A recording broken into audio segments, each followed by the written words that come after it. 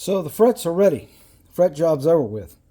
Now I got to make a nut for it, a new nut, because the old nut that was on there was for smaller frets, and it's not going to be tall enough on the grooves. So we're going to replace this nut with a nut that I will make from a blank. So this is the blank I used to make this nut. Now, the thing about a fender nut is most of the times the bottom of the nut slot is radiused.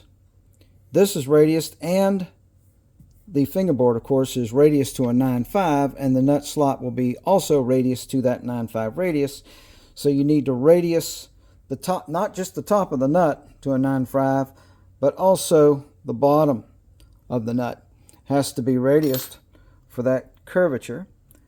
And so take a little hide glue here, just a little dab will do you. A little bit of hide glue.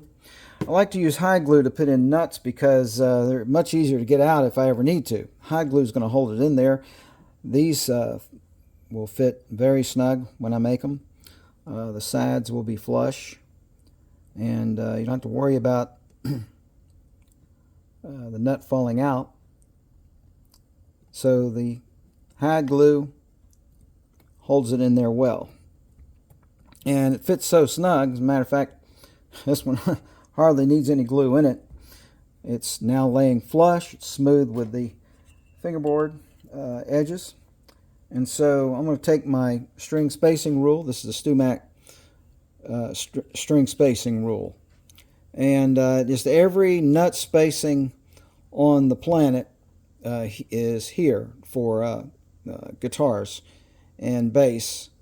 And what I've got here is and it goes bass to treble this way, so your bigger strings to your smaller strings. And you find somewhere where there is an intermittent 6 points that equal to the string spacing. So the 54 Stratocaster I have marked here because I've done a lot of early Stratocasters, including 54s, and I knew what the nut spacing was. And you can see where the bottom E string will begin here, and then that'll be the 5th. But if you begin over here, that would be the 5th string. So you skip a space as you go along, and you'll find the string spacing for it. For Stratocasters, I found everything for the bottom string begins either here, here, here, or here. Some of them have a closer grouping, but the basic 54 is there.